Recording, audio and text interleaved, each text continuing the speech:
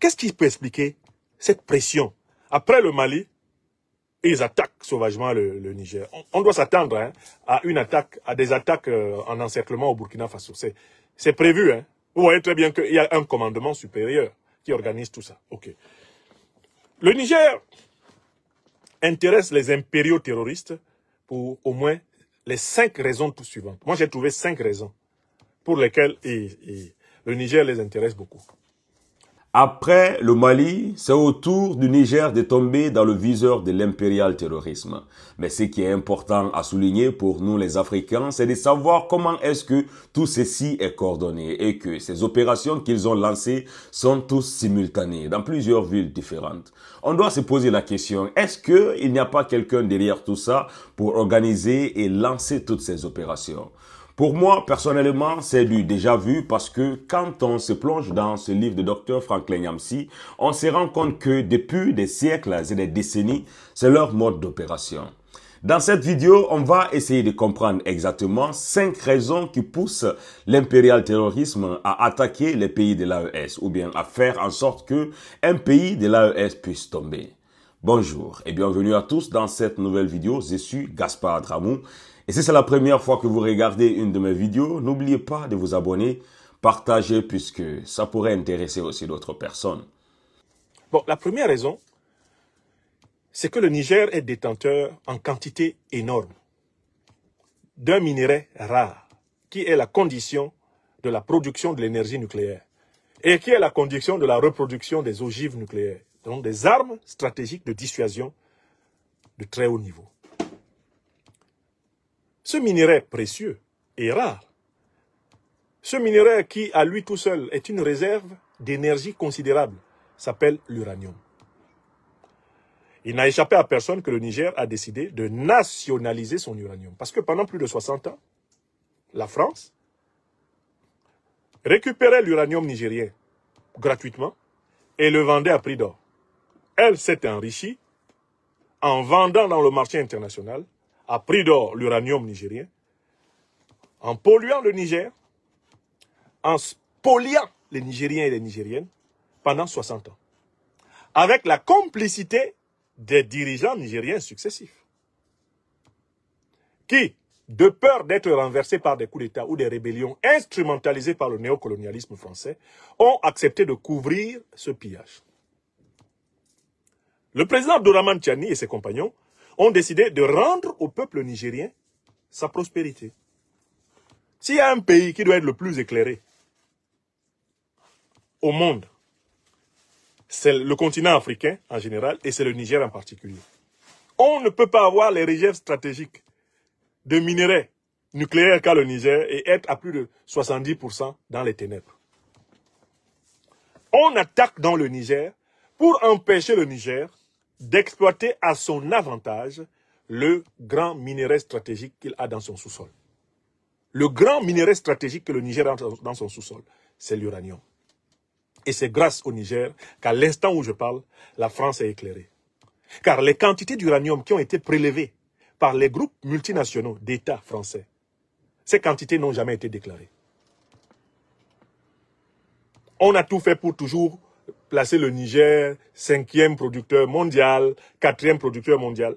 C'est la France qui classait le Niger de cette façon.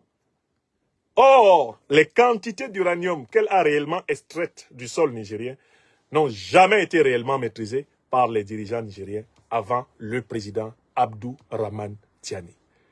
Écrivez ça. Tilana Yomi. Tilana.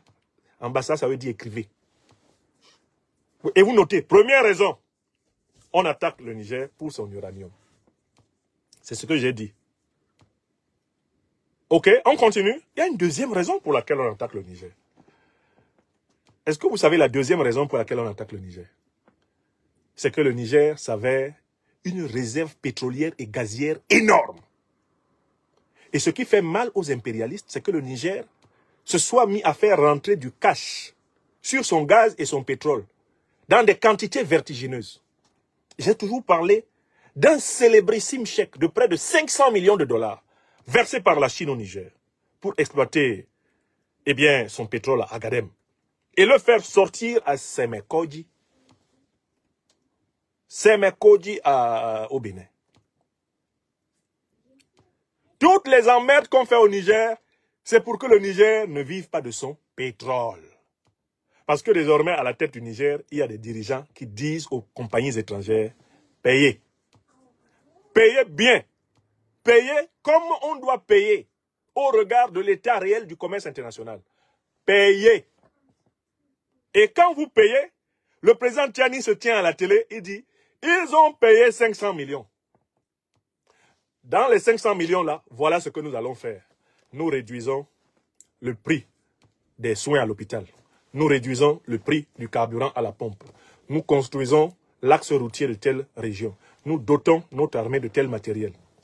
Nous finançons tel projet pour la jeunesse. Le président Tchani se lève, il dit ça. Et il le fait.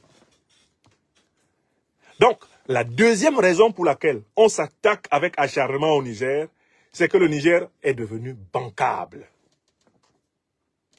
Le Niger est devenu bancable. En cash, gagné sur le marché mondial des matières premières.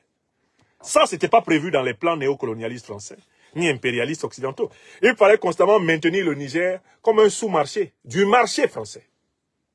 Un sous-marché du marché européen, du marché occidental. Eux, ils viennent, ils prennent, ils vendent pour nous et ils nous jettent les miettes. Le président Tchani et ses compagnons ont dit c'est fini. À Bana, peu, on vend nous-mêmes. Au prix du marché, au prix de la concurrence. Fiat justitia in Niger, pereat mundus. Que la justice soit au Niger, dû pour cela le monde en périr. Dû pour cela le monde en périr.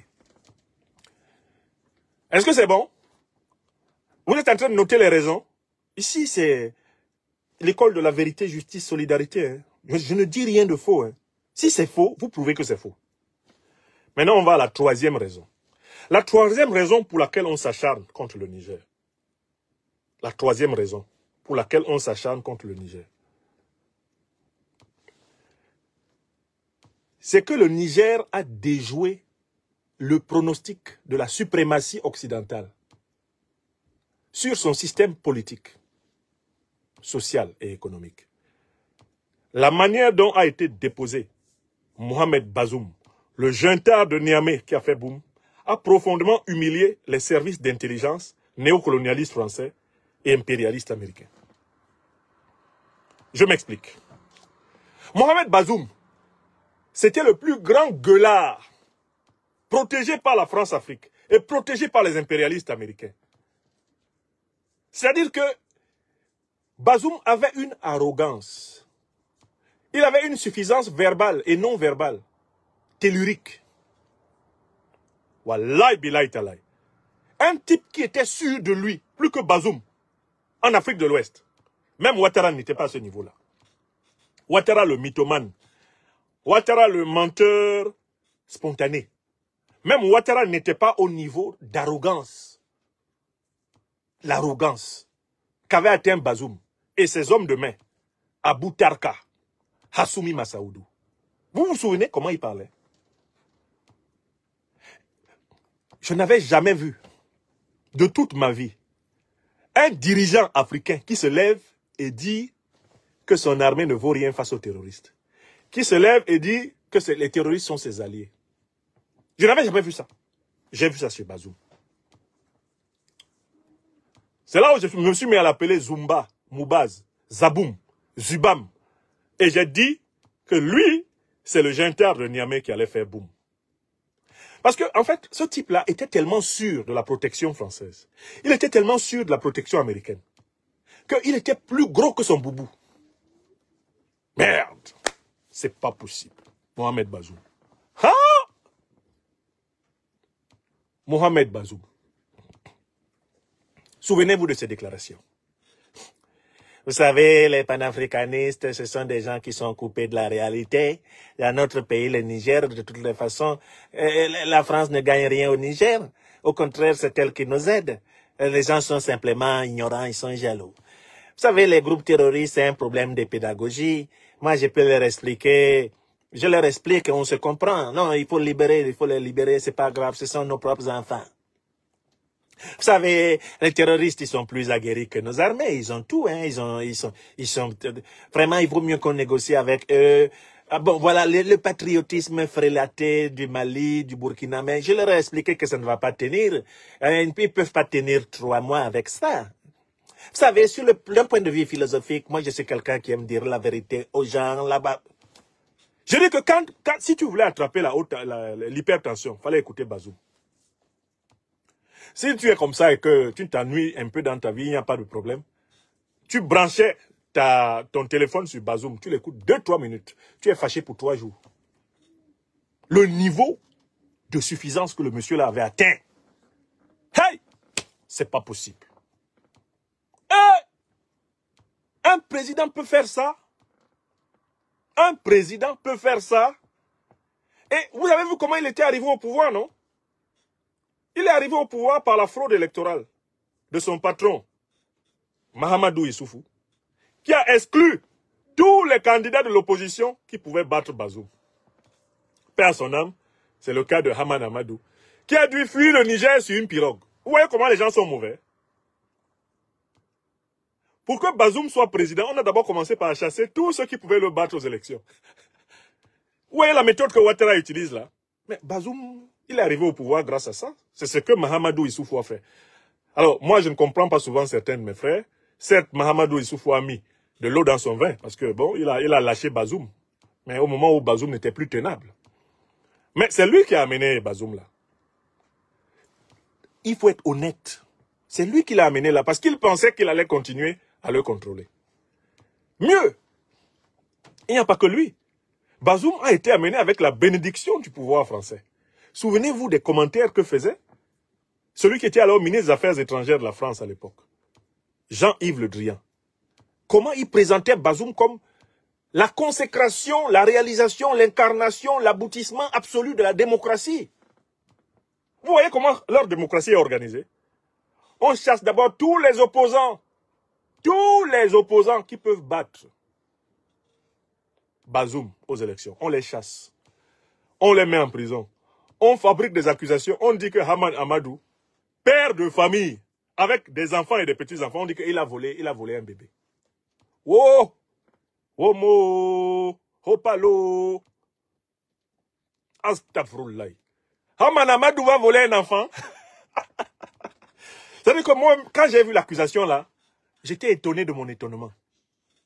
Quelqu'un qui a plusieurs enfants, quelqu'un qui a déjà des petits-enfants, on organise une accusation au plan national pour dire que lui, il a volé un enfant. Ça vous rappelle pas quelque chose? L'affaire des masseuses de Dakar? Hein? Sonko s'en va se faire masser là-bas. Sur quoi il s'est entendu avec la masseuse? On change ça, on dit qu'il a violé. Ouais, dis donc. Vous voyez comment leur démocratie dans la France-Afrique fonctionne?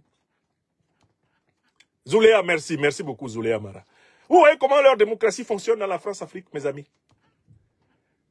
On exclut ceux qui peuvent gagner les élections d'abord, et on organise une pourri-élection, et on proclame le pourri élu. Le pourri élu. Hein? Des présidents pourri élus. Hein? La pourri élection. Le président pourri élu. Hein? Biya, c'est un président pourri élu. Ouattara, pourri élu. Hein? Oligui Nguema, pourri élu. Faure Gnassingbé, pourri élu. Des gens, lui, il exclut d'abord l'opposition, après il dit qu'il a gagné.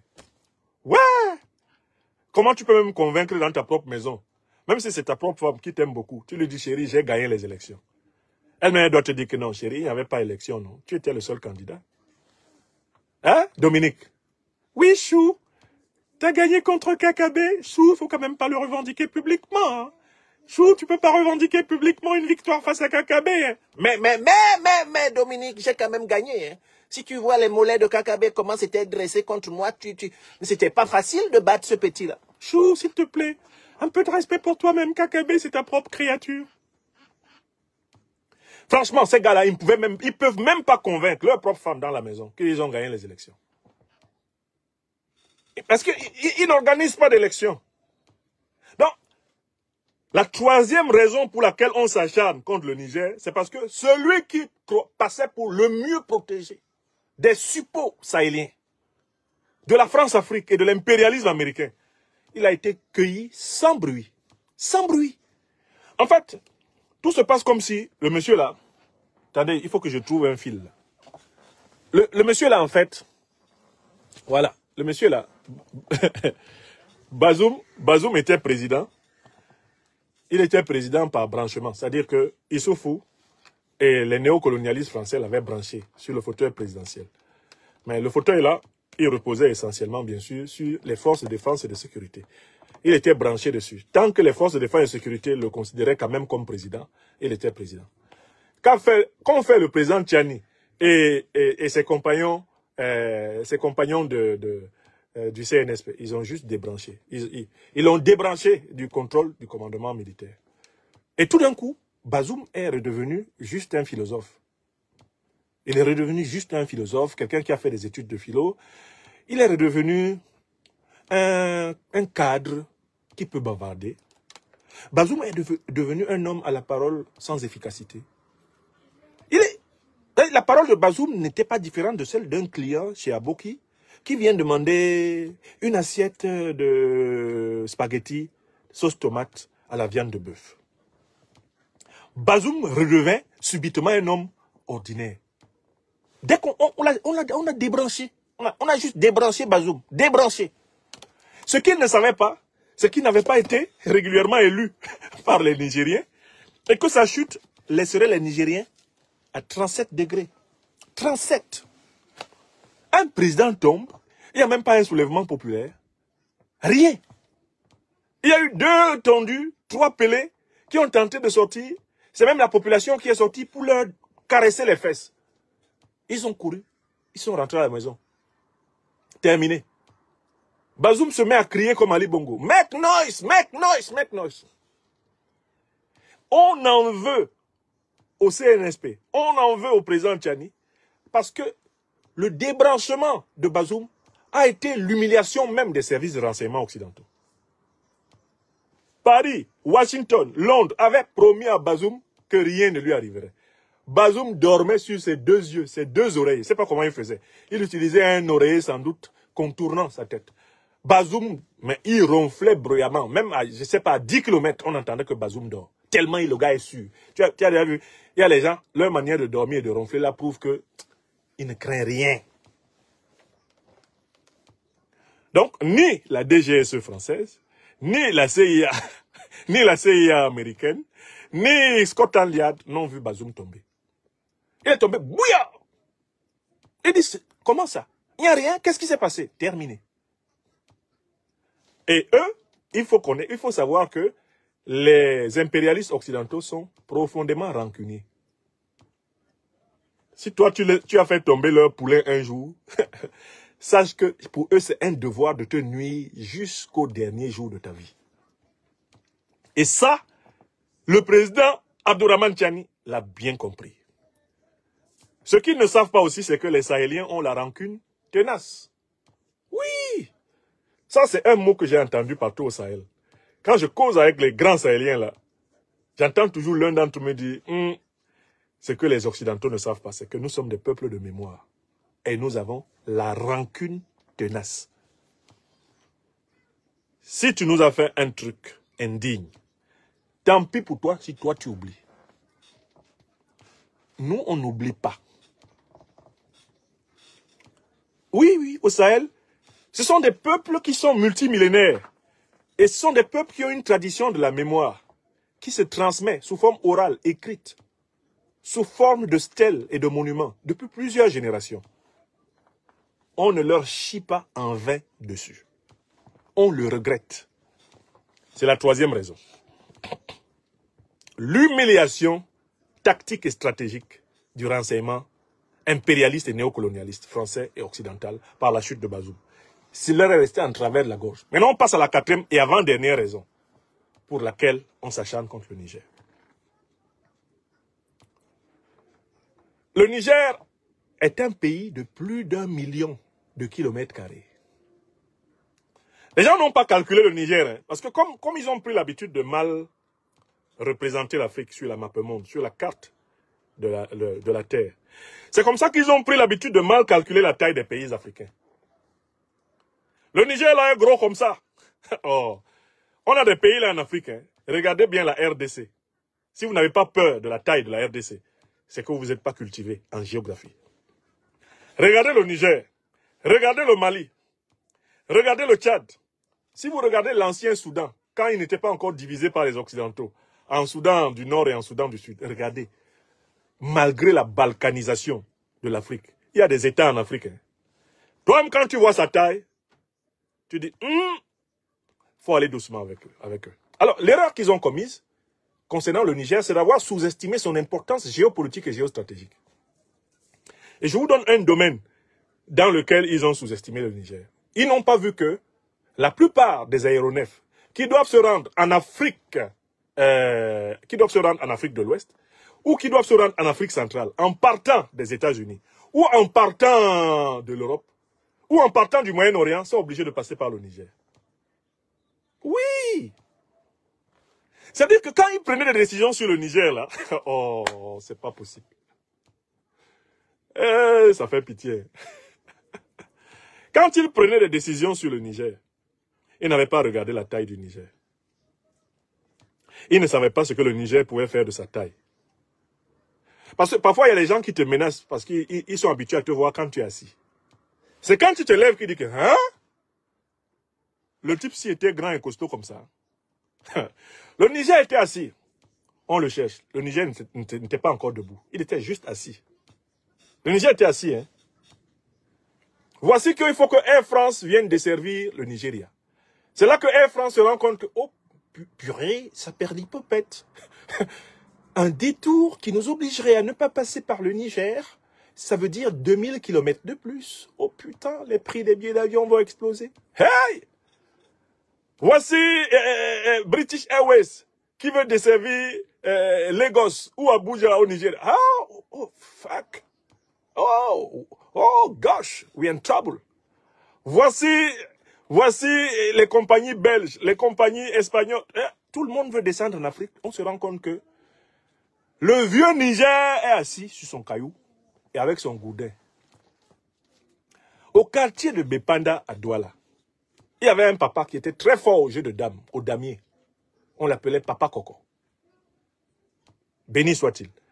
Papa Coco était tellement fort au jeu de dames que quand tu commençais un match avec lui, il te montrait l'endroit où il va tuer tous tes pions. Il te montrait là, dans son propre terrain. Il dit, Kwandi Galen, ambassade, ça veut dire que tu vas seulement tomber ici. C'est ici que tu vas finir. Et tu pouvais essayer de manœuvrer le match de jeu de dames comme tu veux avec Papa Coco. Il finissait tes pions à l'endroit qu'il t'a dit. Parce que ta manière de commencer le renseignait déjà sur sa manière de te finir. Le Niger, c'est Papa Coco. Le vieux Niger s'est assis comme ça. Les esprits réincarnés qui dirigent le Niger. Les gars là se sont assis comme ça. Ils ont dit que bon, on va donc se lever. Parce que le Niger était assis. Les gens pensaient que c'était petit, il était petit. Le Niger s'est levé. Vous savez comment le Niger s'est levé? Il a négocié et obtenu le renseignement satellitaire avec la Russie.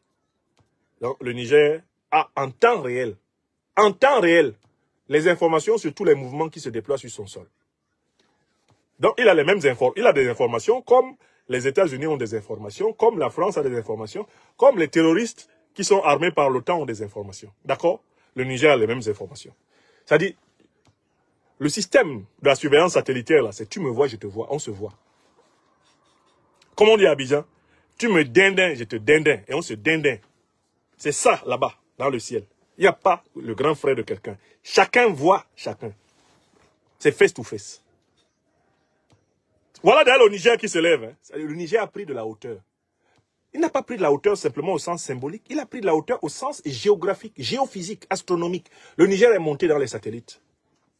Il est monté dans le ciel à travers les satellites russes. Et le Niger s'est donc mis à reprendre le contrôle du ciel du Niger. Deuxième élément. Le Niger a pris quelques-unes de ses matières premières. Il les a vendues au prix réel du marché. Et il a acheté des systèmes de défense sol-air. Vous savez ce qu'on appelle un système de défense sol-air? C'est un système de défense qui, ayant un renseignement satellitaire, sur un avion, un aéronef non autorisé qui entre dans son espace, déclenche une charge de munitions pour aller rencontrer cet aéronef. Tu as compris? Au joie, il y a énorme longueur. Nyabou mamé. Alamawe Zoni. Osengi Boam.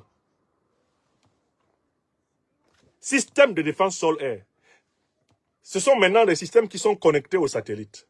Le satellite te donne la position d'un aéronef qui n'a pas le droit d'entrer dans ton sol. Depuis le sol, là, tu programmes un missile pour aller lui dire bonjour.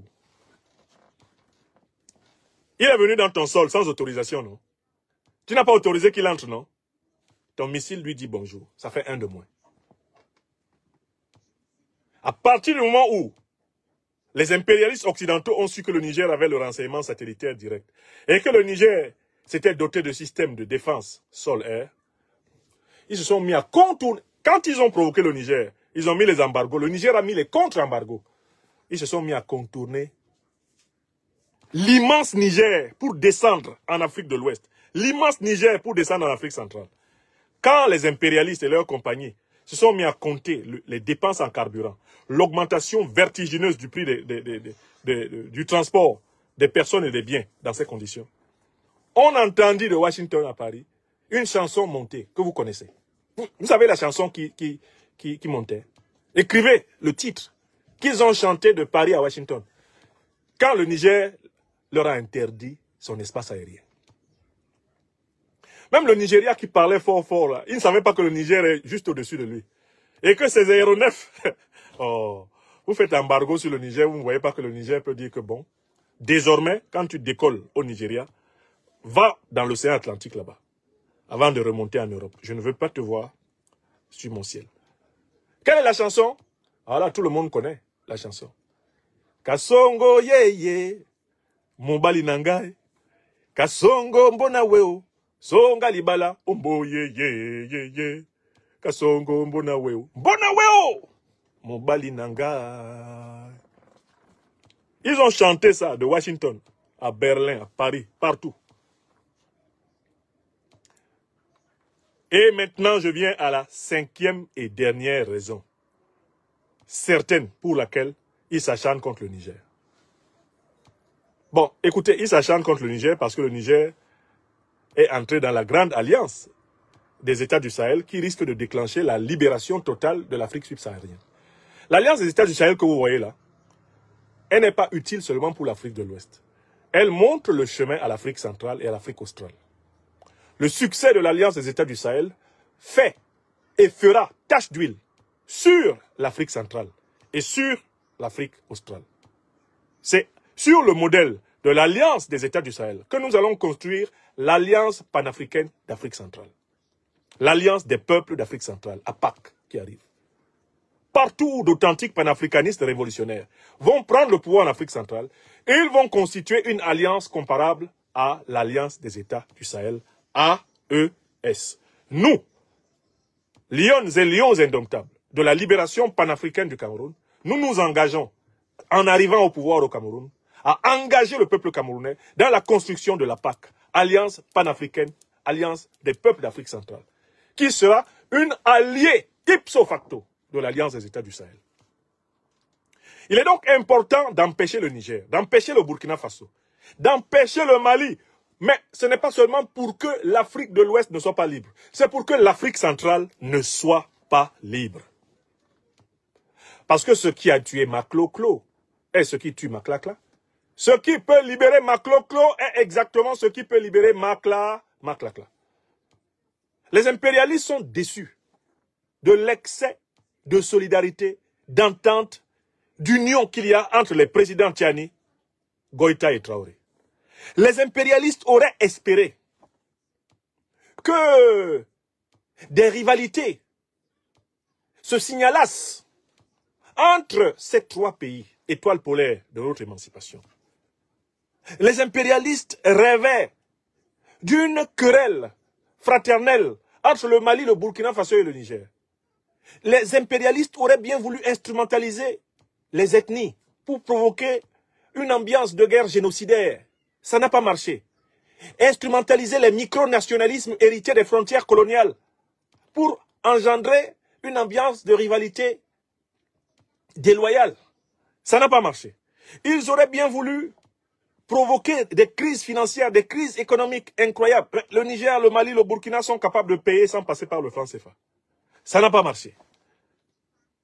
Donc maintenant, l'impérialisme jette son va-tout. Il déclenche la guerre totale contre l'Alliance des États du Sahel parce que si d'ici décembre, avec la Banque centrale du Sahel qui est déjà créée, la monnaie sahélienne est créée, ça va donc être l'effondrement du deuxième grand compartiment de la domination néocolonialiste française en Afrique, le franc CFA. Si le franc CFA s'effondre en Afrique de l'Ouest, il s'effondre dans la foulée en Afrique centrale. Pour empêcher cela, il faut donc étouffer par tous les moyens possibles le Mali, le Burkina Faso et le Niger. Voilà pourquoi des attaques en stratégie encerclée vont se reproduire jusqu'à ce qu'il n'ait plus de personnel militaire. Parce qu'actuellement, ils sont en train d'épuiser leur personnel militaire. Les impérialistes sont en train d'épuiser leurs réserves en personnel militaire. Ils seront bientôt obligés de faire venir des troupes, arabes du Moyen-Orient. De faire venir des troupes arabes d'Afrique du Nord. Parce que le personnel africain, subsaharien, des groupes terroristes, il est en train de se vider. Plusieurs chefs de groupes terroristes, originaires d'Afrique noire, sont en train d'aller remettre les armes eux-mêmes. Eux-mêmes, ils s'en vont en prison. Ils disent qu'il vaut mieux être en prison vivant que d'être là, dans le Sahel, en train d'affronter l'armée de l'AES. C'est une succession de désertions en masse que l'on observe désormais dans le recrutement des terroristes. Pourquoi? Parce que les Africains subsahariens qui ont été recrutés dans ces groupes reconnaissent désormais la suprématie militaire des armées du Sahel, les armées maliennes, burkinabè et nigériennes. À partir du moment où les combattants mercenaires de l'impérialisme occidental qui sont sur le terrain reconnaissent la suprématie militaire des armées nationales, le moral chez eux est très bas. Le moral est dans les chaussettes. Les images qui se succèdent après leur déculotté sont en contradiction totale avec la propagande de Serge Daniel Bobo Hundada, le hibou de Dakar, ou de Wassim Nasr, le grand propagandiste du terrorisme au Sahel. Pendant que Serge Daniel Bobo Hundada et Wassim Nasr s'époumonent à présenter sur France 24, RFI, l'AFP, TV5, Le Monde et consorts les attaques terroristes comme étant un succès continental, le continent tout entier contemple les groupes terroristes taillés en pièces. Nous voyons leurs armes, nous voyons leurs motos, nous voyons leurs restes humains déchiquetés. Et nous voyons les chefs de groupes terroristes se rendre par grappes entières, rejoindre l'ordre républicain. Car, non pas qu'ils ont été convertis à l'amour de la vérité et de la justice, mais c'est leur instinct de survie qui parle désormais. Car choisir une carrière de terroriste, c'est choisir une vie brève au Sahel. Si tu choisis une carrière de terroriste au Sahel, tu as choisi d'avoir une vie très brève. Avant, tu pouvais avoir une carrière de terroriste et avec une longue vie. Pourquoi? Parce que ce sont les terroristes qui contrôlaient la plupart de nos pays et la plupart de nos armées. Les terroristes en col blanc, c'est-à-dire les valets du néocolonialisme français et de l'impérialisme occidental. Dans tout pays où, au palais présidentiel, se trouve un serviteur de la nation, un leader au service de son peuple, les terroristes commencent à avoir une espérance de vie qui n'est pas plus longue que celle d'une mouche. J'ai regardé un peu le cycle de la mouche. La mouche vit 11 jours.